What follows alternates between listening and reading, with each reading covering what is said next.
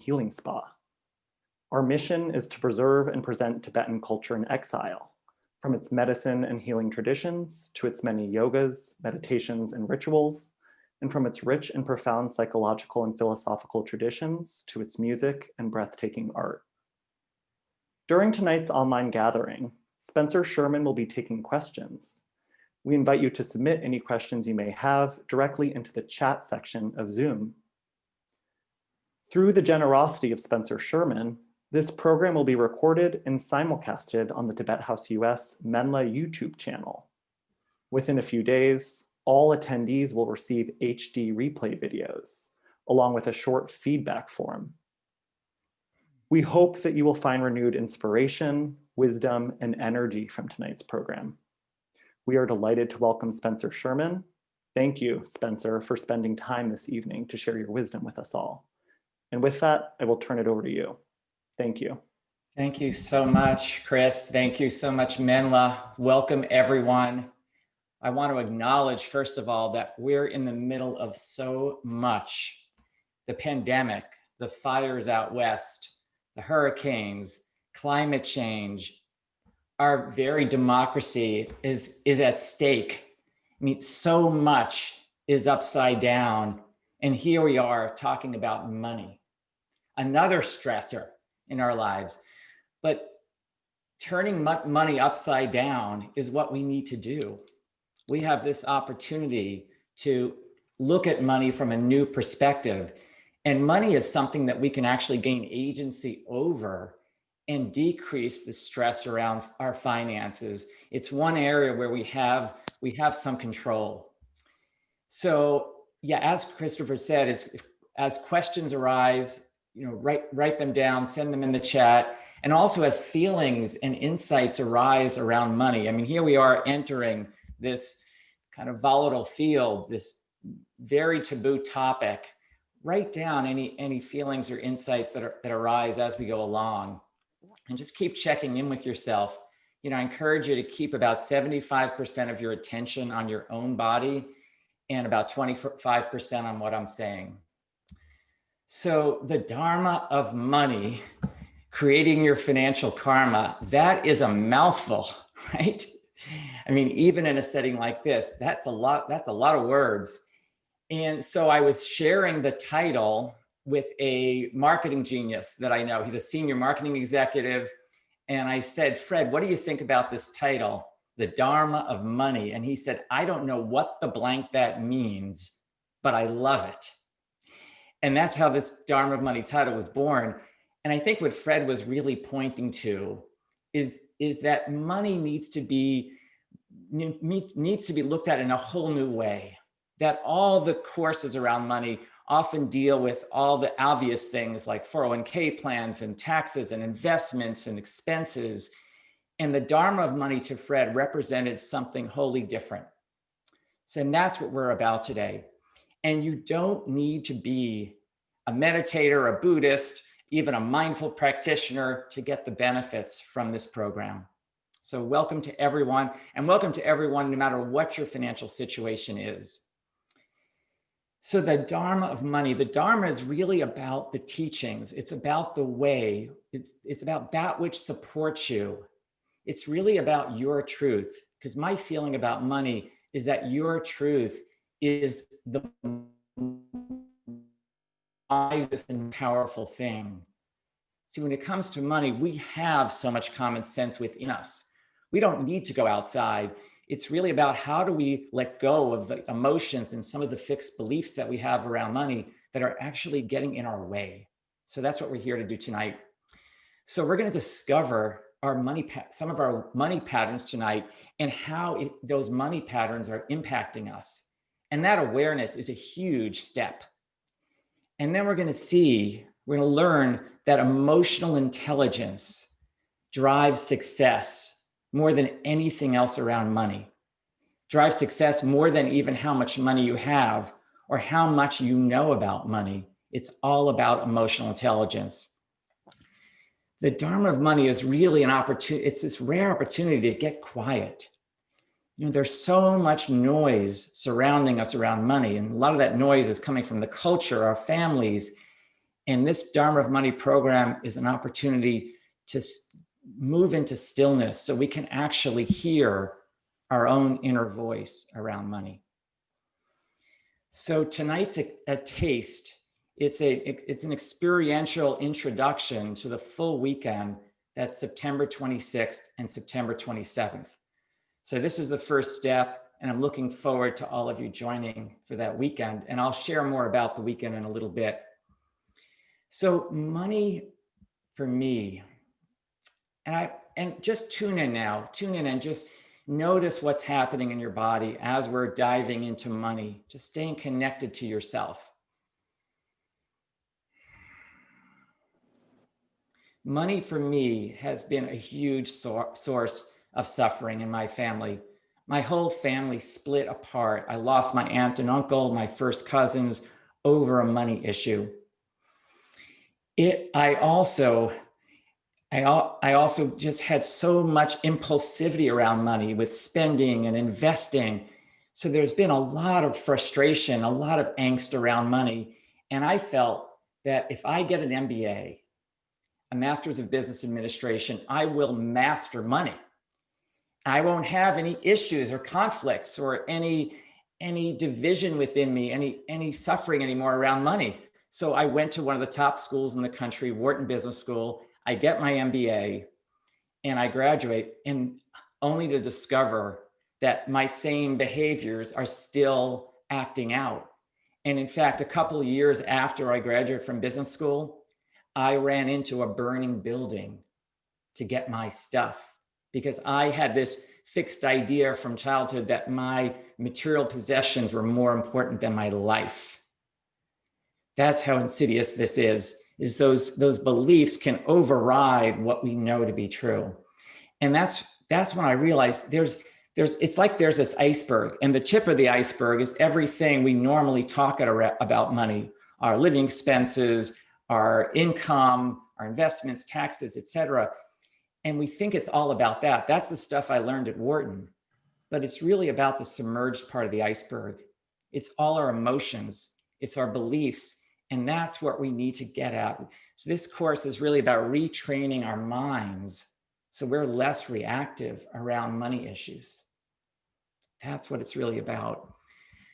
It's about developing new habits. So since getting my MBA from Wharton, I've spent like the last 30 years developing mindfulness practices to help myself and all of us heal money and have freedom around money and feel empowered and at ease with money. So my formative money story. When I was 8 years old, I was playing basketball with my friends, and they were all speaking about how much money their parents earned. And I got so excited by the numbers. I mean, even back then, the numbers seemed really large to me, numbers like $20,000 that their parents were earning. And so I raced home, and in my kitchen, and this is in New York City, I asked my dad, "Dad, how much money do you make?"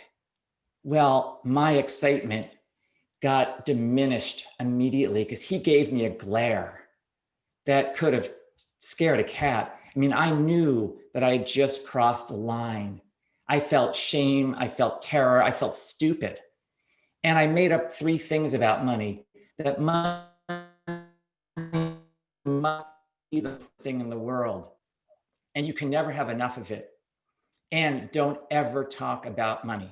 Well, you can imagine how that played out for me as a financial advisor, not being able to talk about money.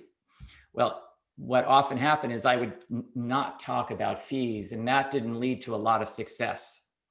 So we see how these patterns really run our lives.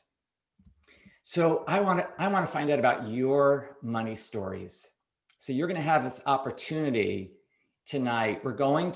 Justin is going to magically pair you up with a partner, with a perfect partner that he's figured out.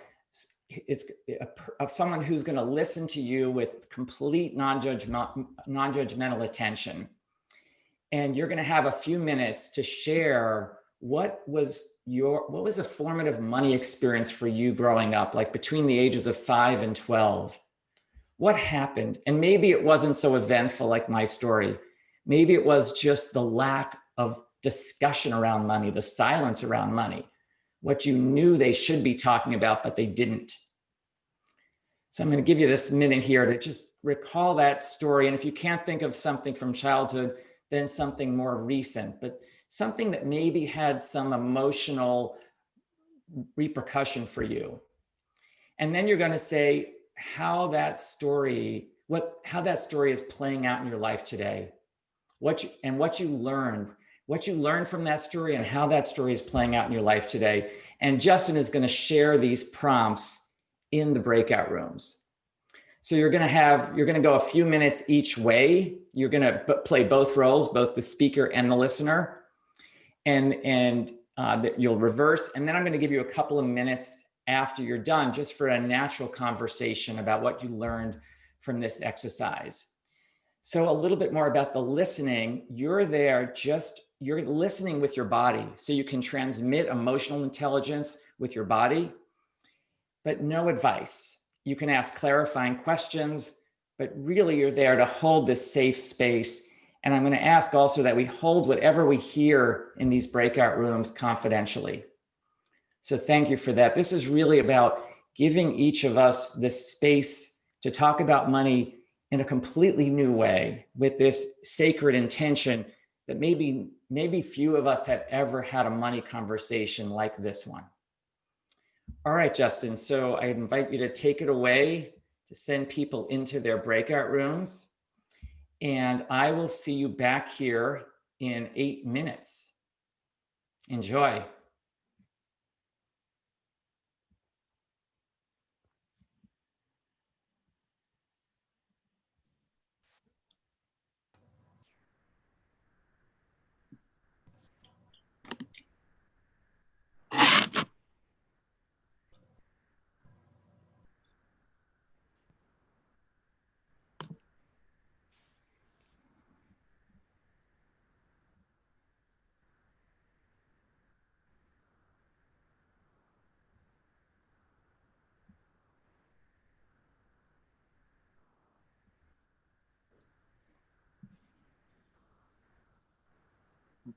Do you remember what it says? That's what it says. Yes, I lost my video picture of myself. It says you cannot start your video because the host has disabled it. Do you have any suggestions? Yeah, I have the same thing actually. Yeah, we're gonna re-enable video. Just give us a second. Zoom is now assigning you all. Anyone who doesn't want to participate, you can leave the room as it automatically sorts you. And it looks like 1 or 2 people may have been sorted into 3 rooms. If you're in a room with 3, just stay put and we'll be there in a moment. This is a new experience for us, so we do appreciate your patience as Zoom sorts everybody. And we will bring everyone up so you can get your video going.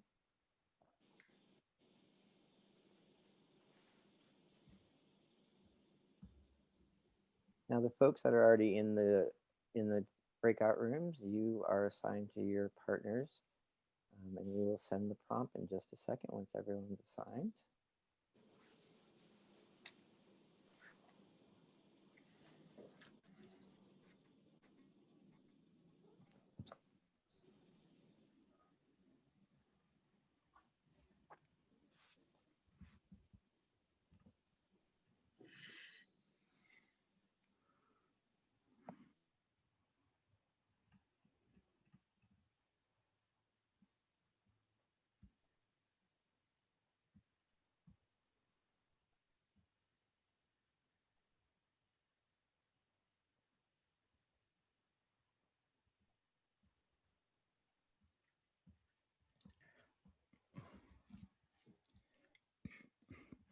And if you have any pointing instructions of what they'll be doing in there while we get everyone assigned, Spencer, that'd be awesome.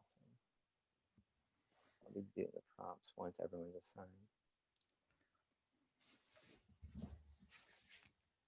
Okay,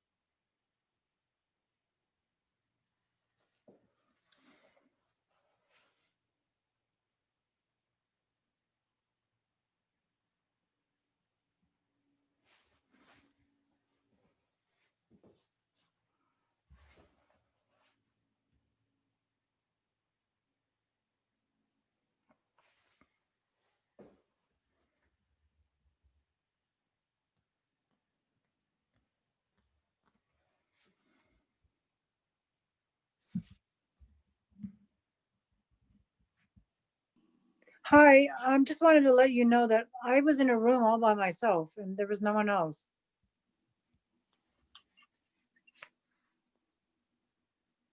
Hello? Yes, we'll assign you to a room right now. Thanks for. Oh, yeah, no, I was assigned and I was just, no one was entering at all. So I wasn't quite sure what was going on. Yeah, But, there's some people that are, I'll move you to a different room. Let's see. oh, I guess there's a lot of people. I'm sorry. Yeah. No, no worries. No, we're helping everybody. All right, thanks. Yeah.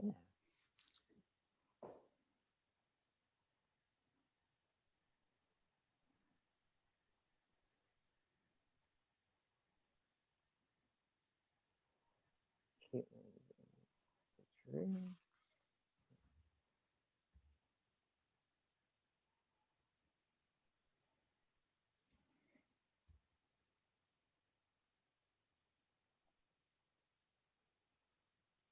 Okay, Duke, let's get you assigned to a room. Get you back with Daria. Let's see. We'll get you to room 18 where there's someone waiting for you. Let's see.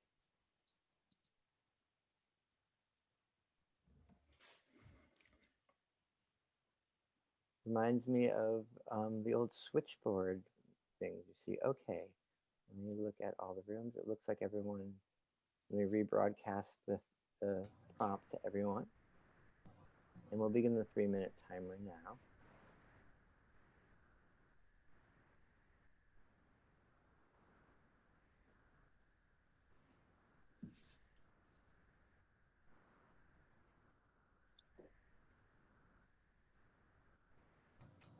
Okay.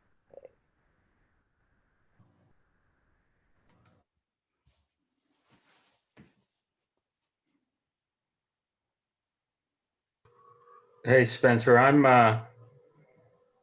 I was in a room alone and no video either, so I'm not. Justin, can you help this person? What's your name? Yeah, Don Sarge. Martin. And we'll get them assigned to a room. Which room are you in? Let's see, Sarge. I was in 16. Now I'm in the main room again. Okay.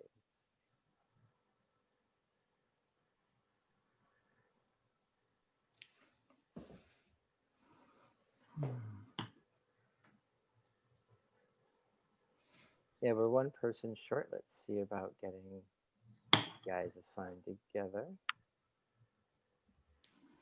Okay, Here well, we go. Here we go. Okay. Let's see. Okay, so let's get them into those rooms. Yeah, what's happening is that people are unlogging out of Zoom and then logging back in as they have technical difficulties. Breakout rooms are a pretty new experience on Zoom, so we apologize for our learning curve here. But let's get everyone assigned.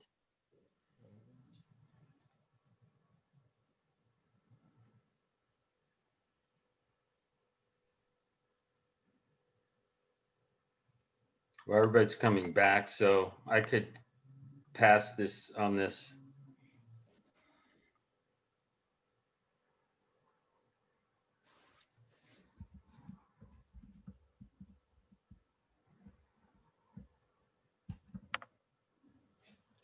And I'm still not in a room. And who's that speaking? Let's see. My name is Chaitanya Min. Yeah, it says that you're in room 8, but you're not joined. I'm gonna move you and Maureen. There you are. You hit the button. Now you're in it. Now Maureen also is in that room with you, but she hasn't hit the accept breakout. Yeah, let's move you guys to a different room to try in there. Spencer, I'm going to do the second prompt. Yeah.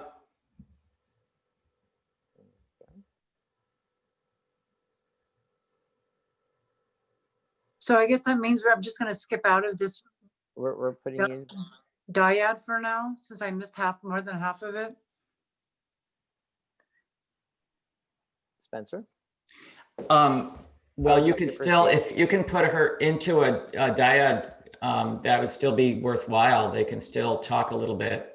Okay, what's occurring with most of you is that it looks like so that there's a prompt coming up that if you could just accept the prompt, and we'll start moving you into other rooms, because it looks like some of your partners are leaving as they're getting assigned, since they don't some of them don't want to. Yeah. You know, it's also possible, Justin, if the breakout rooms are so complicated, we could just end the breakout rooms and I could talk them through the exercise. I think that's a much easier thing, and we can dig into this during. Let's do that. Let's do that. Okay, the rooms will be closing, and we'll get a prompt about that. Yeah, I believe what happened is that some people weren't expecting to be shuffled, put into rooms, and as they tried to leave the rooms, they would log off of Zoom, but it would catch them back. Okay. Okay, let's pin you. Thanks everyone for bearing with us. That was a new experience in the Dharma Zoom cloud. So thank you for bearing with the learning curve there. The rooms will be closing in 30 seconds.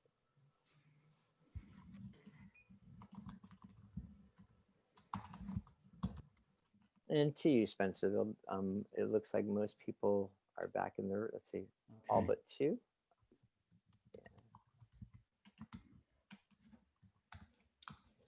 All right. Well, is everyone back now, Justin? Let's see. There's still people finishing up in breakout room 5, 6. Can you bring them all back? They're coming back in 56 seconds. Okay, great. Yeah. Great.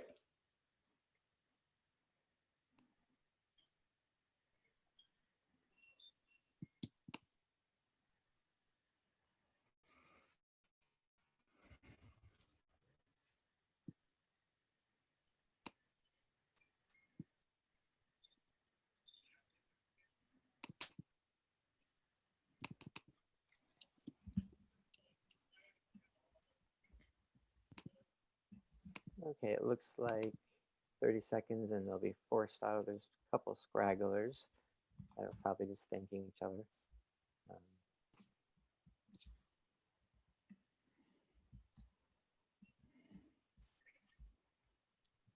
I'm looking at a support article, and if everyone's not on the newest version of Zoom, it sometimes will get confused. And we apologize that we didn't give you a little more technical warning in the emails beforehand that we would be doing breakout rooms. Next time, we'll make sure to get consent before we move into such a digitally engaged moment. All right, is everybody back, Justin? Let's see. The breakout rooms are closed. Great. All right, everybody. Well, thank you for enduring with that process. I know that some of you got into rooms, some of you didn't. I want to actually give you the opportunity to do this exercise because it's powerful, and it's just as powerful, or can be just as powerful, even if you do it without a partner. So thanks for those who did it. I appreciate that. I know that we're trying to do a lot in this introductory session to give you a taste of the full weekend. And it was a little bit tricky, I think, to negotiate those breakout rooms this time. So we'll get all that squared away for the weekend. But for now, I invite you to write down just the very bare content of this money experience that you had growing up. You know, just the bare outline of what happened to you growing up that was very formative around money. Maybe it was something that happened at home, something at school, something with other family members or with your friends. Maybe it was something you heard on television, but something might have happened, or maybe it was the absence of something happening that alerted you to something around money. You learned something about money. And that's the next thing I want you to write down is, what did you learn about money from that experience? What message did you receive around money?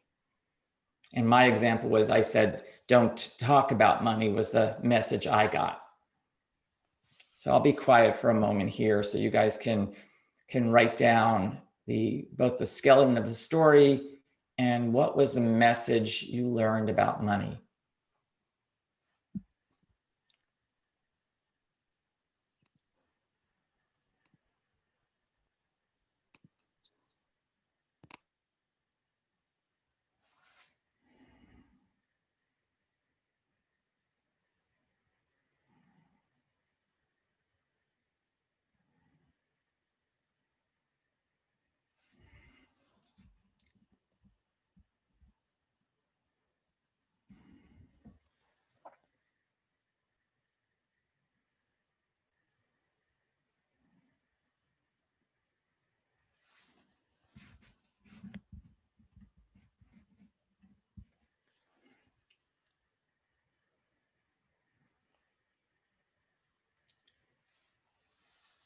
And then the last question I'm going to ask you is, how is that message playing out in your life today?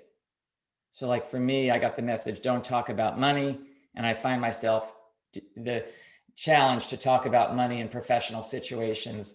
So how is that message playing out in your life as an adult? And write that down.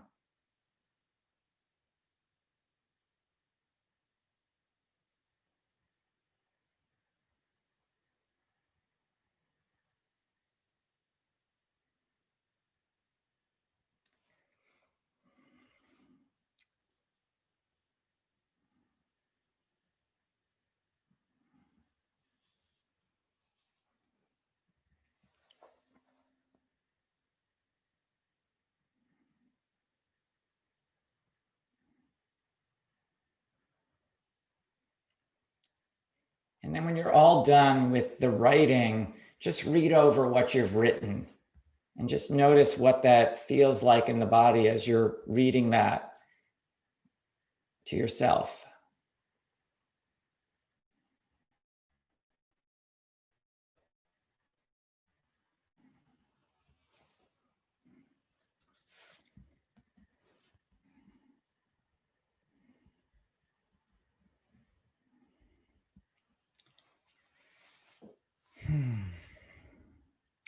And let's all take a breath together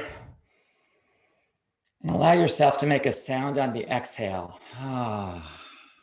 We need to keep breathing when we're doing anything around money, because often I find that my breathing gets shallow, or I stop breathing, especially when I'm like about to make a big financial decision. And when we're about to make a big financial decision, that's exactly when we need oxygen in our brain. So we've got to keep reminding ourselves to breathe when we're interacting with money.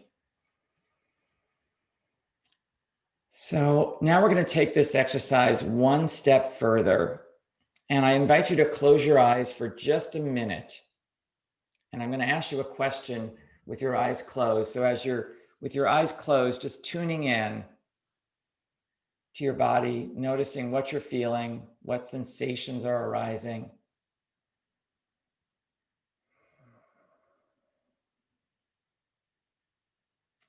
And the question is, who would you be without this message that you received growing up? Or who would you be if you had received the opposite message around money? Who would you be if you received the opposite message around money growing up? So for me, it would have been the message, talk about money. So notice what that feels like inside your body to just imagine that possibility that you got the opposite message growing up around money.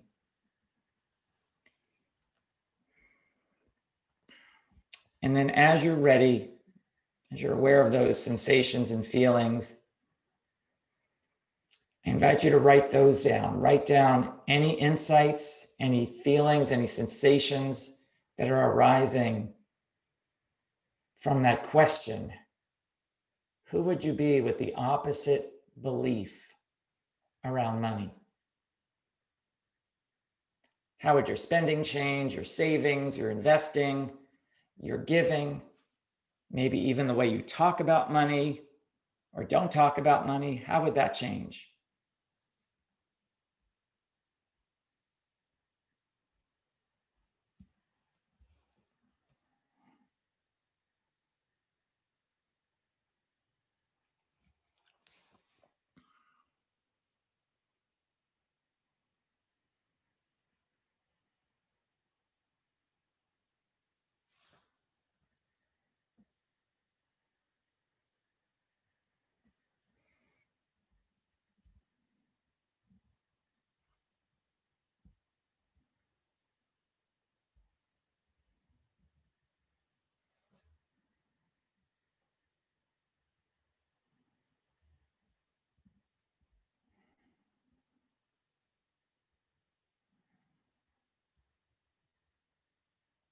All right. Well, so given what you wrote down, looking over what you wrote down to that question of who would you be if you had received the opposite message, I'd love to hear, we have some time to hear from some people as to what was that opposite message and what sensations, what insights, what feelings arise as you step into that opposite money belief from the one you grew up with. So if you want to share, Justin, we're just going to do they're going to hit that reaction button. I think they should just type in the chat. Just type in the chat. Okay, so just type into the chat if you'd like to share, and Justin will unmute you. And please be concise with your sharing so that we can have several people share.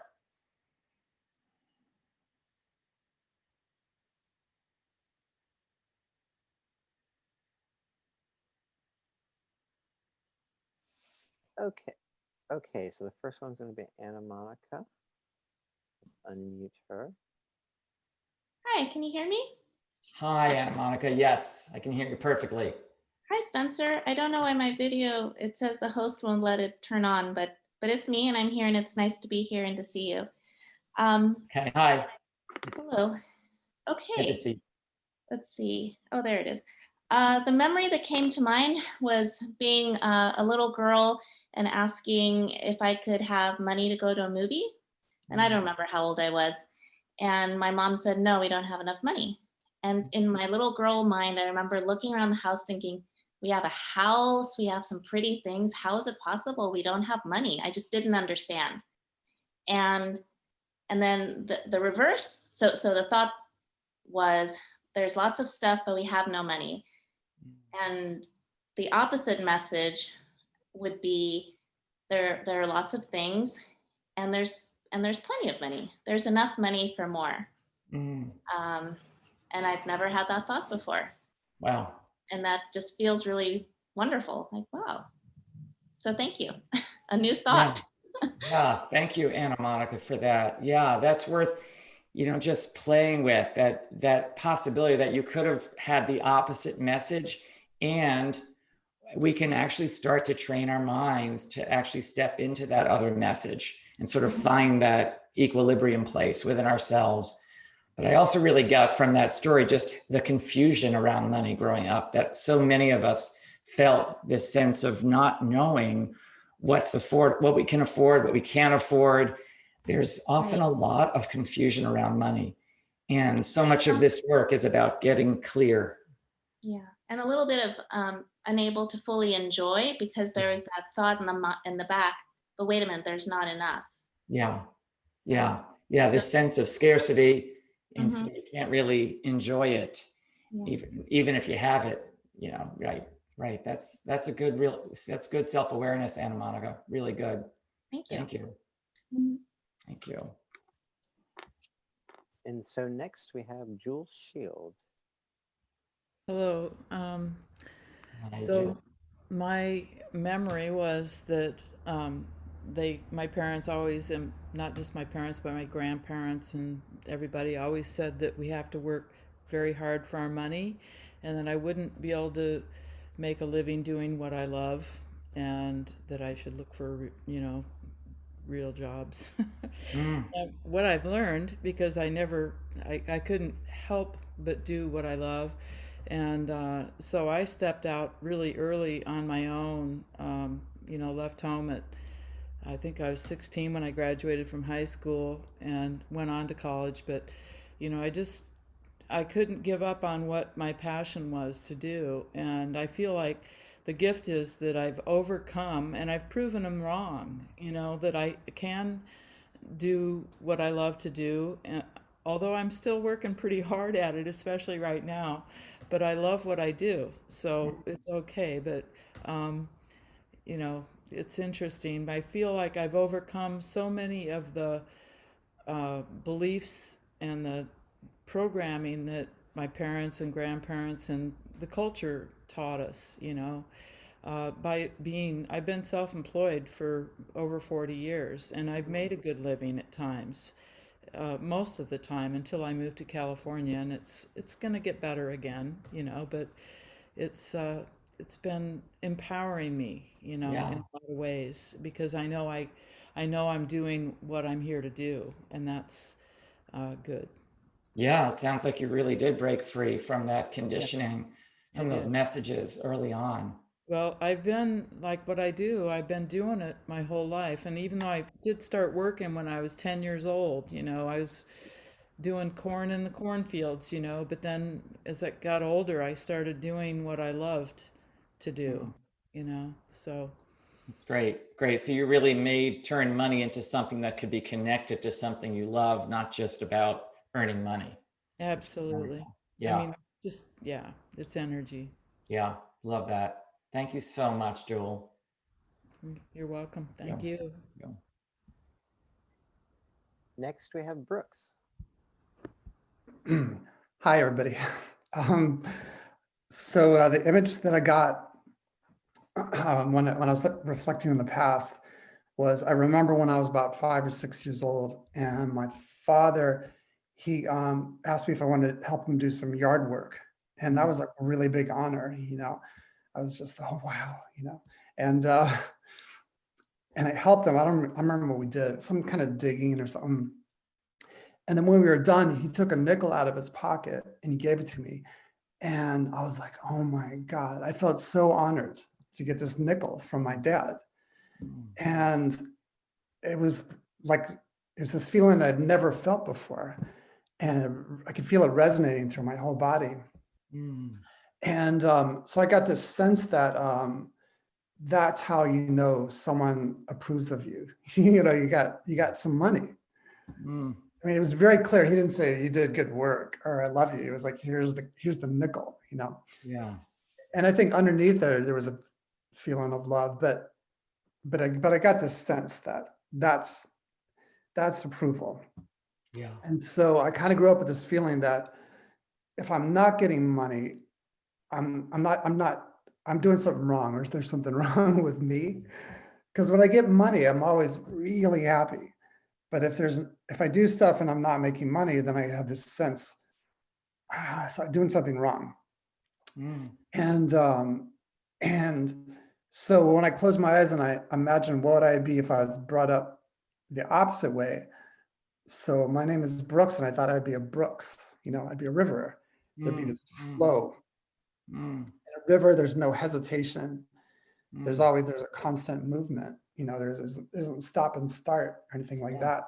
So I felt that there'd be this flow and this generosity, because right now I have a hard time spending money, and I don't have that much money, but spending is like, I get really nervous about it.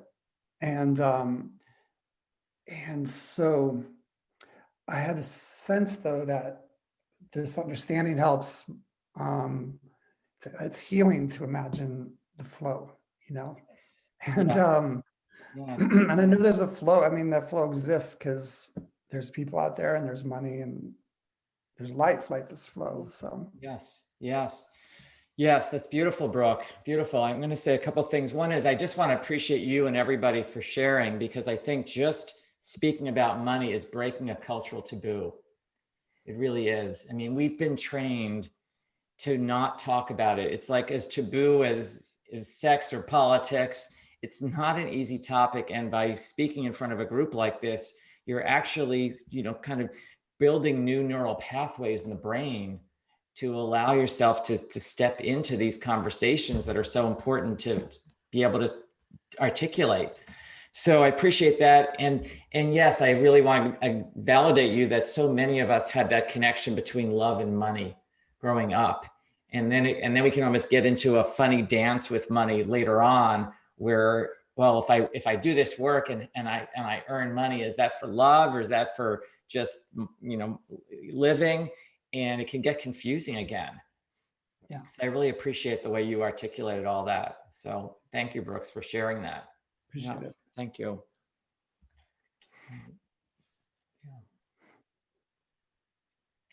Is there another share, Justin? No, I think we got through everybody. Okay, good. Well, thank you. That was all really good.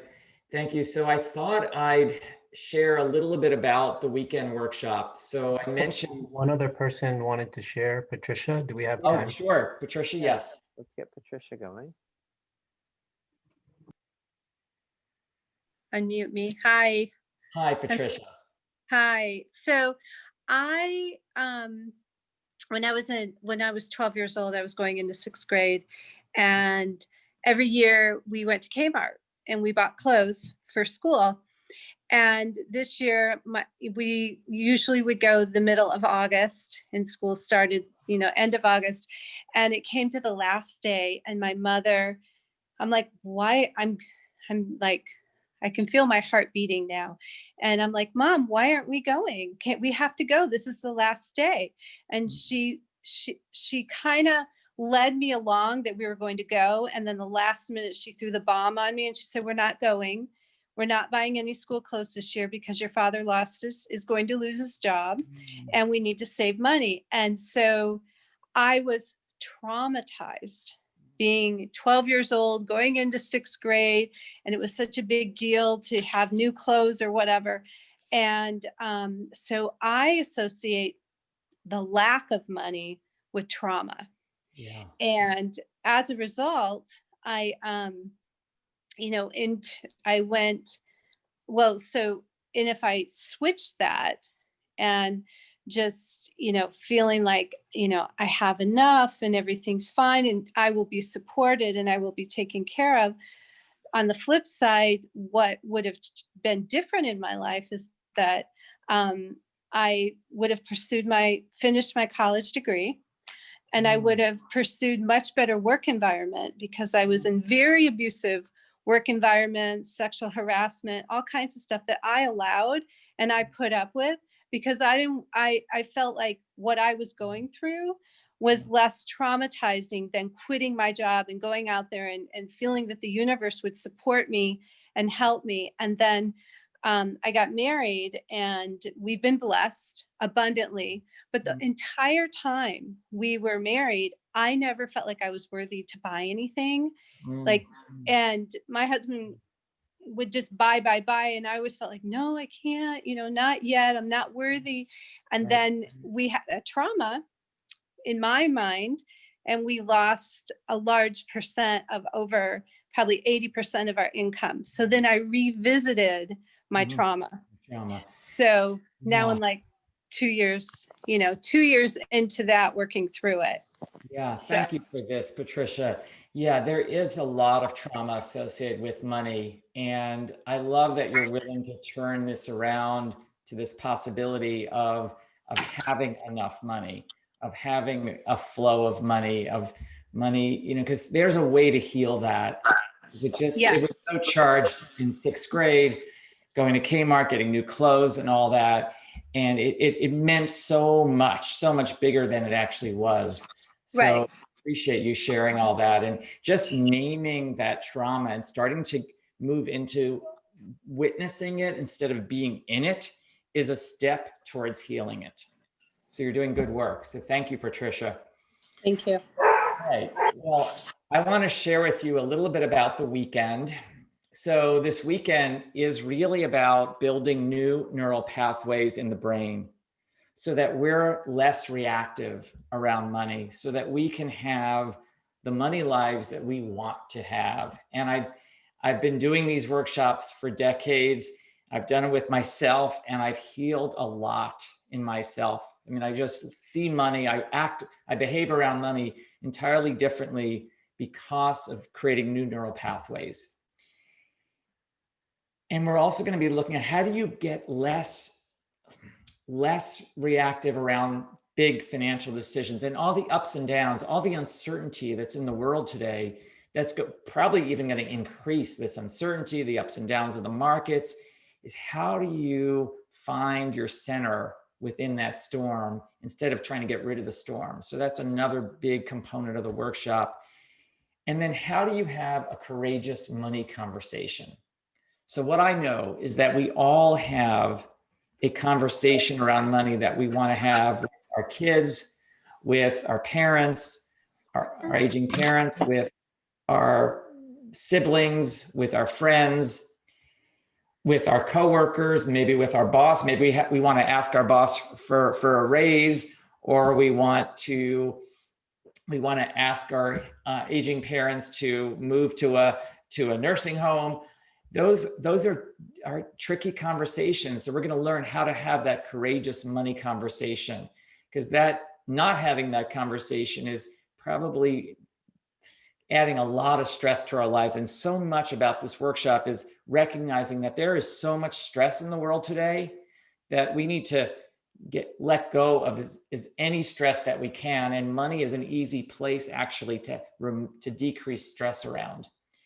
We're also going to be in this workshop embodying this sense of enough and finding that what we have can be enough.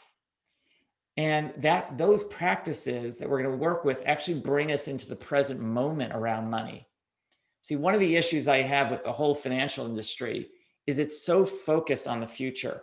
It's all about someday in the future, after you save and save and save and work really hard, like some people have shared, and exhaust yourself, finally you'll arrive at some utopian place. Well, I say no. Once you train your brain to want to find happiness in the future, because you've trained your brain to want more. It's sort of like when John Rockefeller, the world's first billionaire, was asked, how much is enough? His answer was, just a little bit more. And that's the normal reaction because you've trained your brain to want more and more and more. So we're going to train ourselves. How do we come into this present moment around money and stop lurching ahead to the future? And that's the place where our joy is. That's the place where our power is. That present moment is where our freedom is. And that's one of the things we're going to be doing on the weekend. We're also looking at who are we beyond money? Because And I hear from people who have little money, who have a lot of money. People say they often define themselves by either the lack of money that they have, or they define themselves by all the money they have, and they can't see any sense of themselves beyond this money. For some people who have a lot. So we're going to be working with seeing how grand each of us are, how priceless we are beyond our money. That we've done an unfortunate thing. We've equated our self-worth with our net worth, and we're going to be breaking through that paradigm during the weekend. All right. So the weekend is an investment of $159 to really transform the whole way you do money so that you can have more ease and freedom in your life.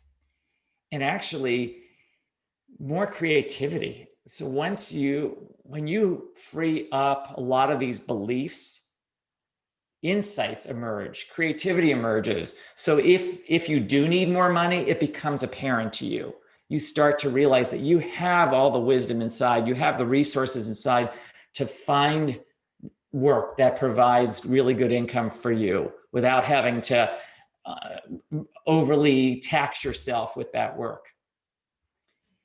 So we'll be bringing a lot of mindfulness to money on the weekend, and we'll have a lot of spaciousness because we'll have the whole weekend to do this workshop, and there'll be breaks in between. So you'll get to really assimilate what we do in each session. But I would say that mindfulness is something we hardly ever bring to money. We're very unmindful, very reactive around money. So one of the things I love about it is if we can just bring like 10% more mindfulness to money, everything can change. Our whole lives can change. So I want to open it up for questions that you might have about the weekend. And then after the questions, I'm going to do one more short practice to close the evening. So Justin, if you could, if you have a question, just write it in the chat. Yeah, let's do the questions that way just to save time. Just write your question in the chat.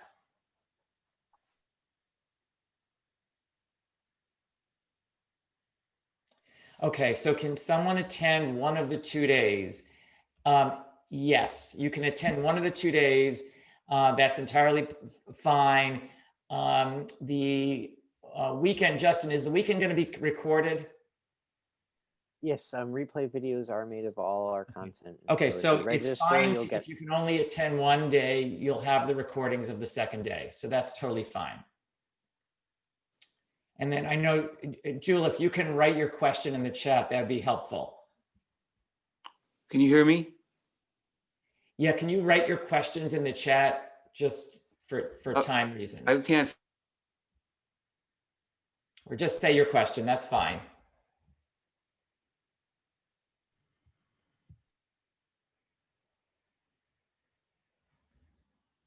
There we go. We'll unmute you there, Shannon. How is the weekend workshop different from other money workshops? Okay, that's a great question. Most money workshops focus on that tip of the iceberg of how do we invest better? How do we save money? How do we decrease our taxes? How do we handle insurance? That's most money workshops. This workshop is working on the submerged part of the iceberg. It's working on our brains, that even though our minds know how to save, we know how to invest, we don't do it. I mean, some of the brightest people in the world, people with PhDs in finance, are doing the foolish things with their money. I mean, you don't see this in other fields. That's what's unique about money, is really smart money people do really silly and impulsive things with their own money. So it's a very different kind of workshop from any other money workshop. All right.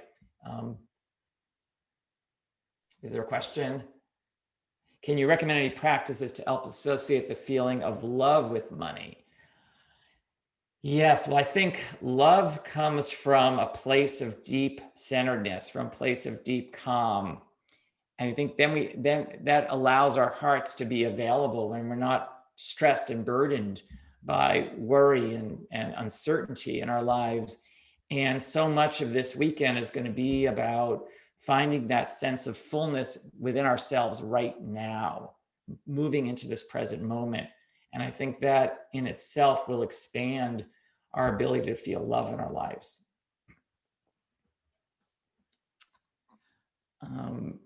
Okay.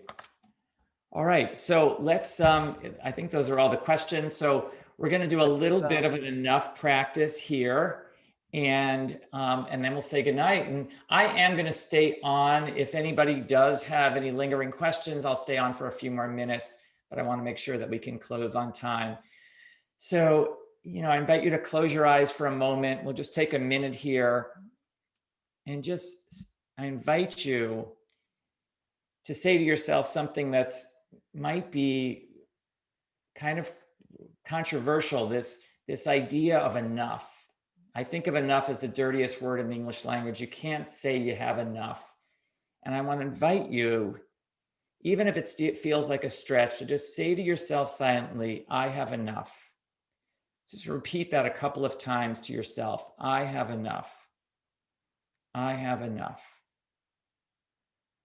And if you don't feel like you have enough, like you absolutely need more money, then say to yourself, I have enough resources and wisdom to access enough. And then say to yourself, I do enough. I do enough in a world where it seems like we're never doing enough. And then finally, I am enough. Saying to yourself, I am enough. Just as you are. Oscar Wilde said, be yourself, everyone else is already taken. There's no other you. You're completely, fully amazing just as you are. I am enough. And just notice how your body feels hearing those words from yourself. And take a long inhale and a long exhale. I'd like to dedicate the merit of all the practices we did today to all beings. May everyone in all areas of this planet, everywhere, feel freedom, feel like they have enough, be healthy, be free of the effects of climate change. May everyone be well. And I thank Minla. I thank you all for attending. And we're going to have a lot of fun, or maybe I should be more realistic. We're going to have fun. We're going to turn money into something that is not yucky. We're going to have fun on the workshop. But most importantly, you're going to learn a lot and transform how you relate to this thing that's been dragging so many of us down. All right. Looking forward to seeing you all on the 26th.